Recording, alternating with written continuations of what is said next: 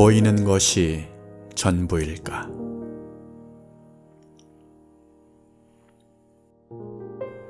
춥고 긴 겨울을 지나는 동안 마치 죽은 듯 메마르고 앙상했던 가지에 마침내 꽃봉오리가 올라왔다.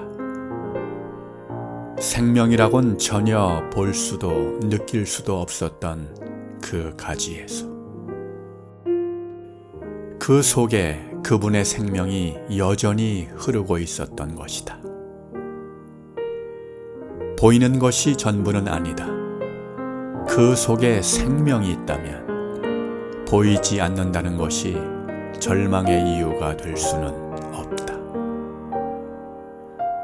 메마른 가지 속에 있는 꽃봉오리를 보며 꽃봉오리 속에 있는 아름다운 꽃을 볼 수 있는 그런 믿음의 삶을 꿈꿔본다.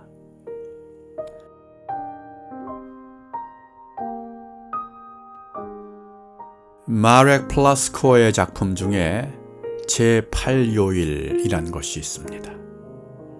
전쟁 후에 폐허가 된 폴란드의 수도 바르샤바를 배경으로 일어난 4일 동안의 이야기를 담은 것이죠.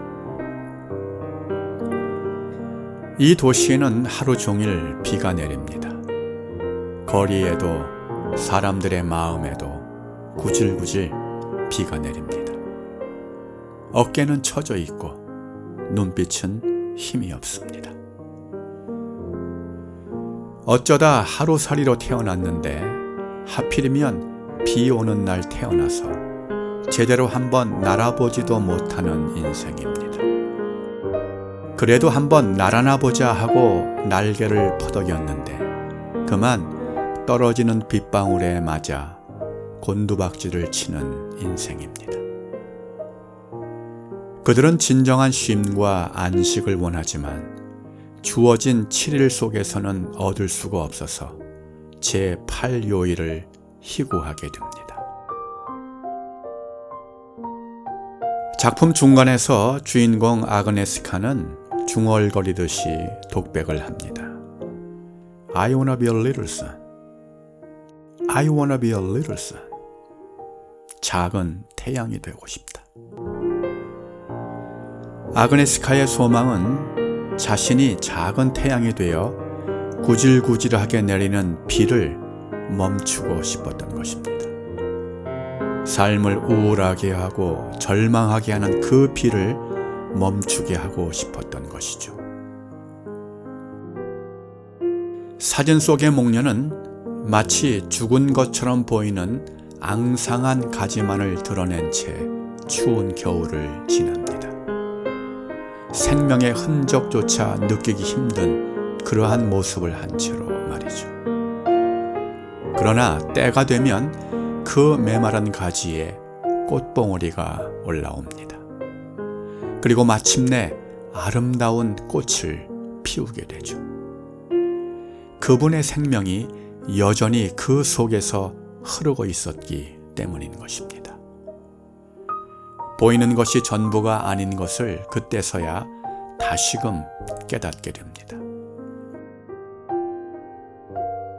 예수님은 죽은 자를 가리켜서 죽은 것이 아니라 잔다라고 하신 적이 있습니다. 이 장면에서 우리는 하나님의 사실과 인간의 사실에 많은 차이가 있을 수 있음을 알게 됩니다.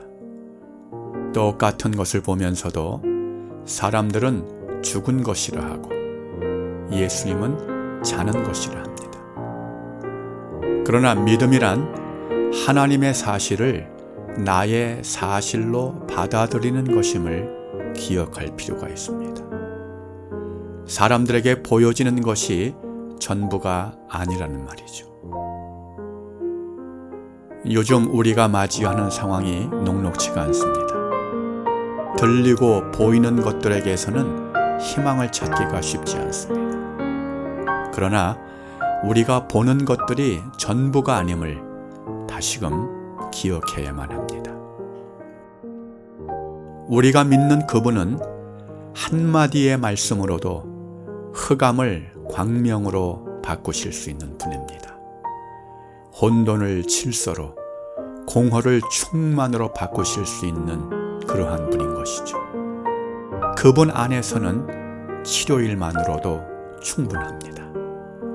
아무리 기대하고 기다려도 오지 않을 그 허망한 제8요일을 꿈꿀 이유가 없는 것입니다.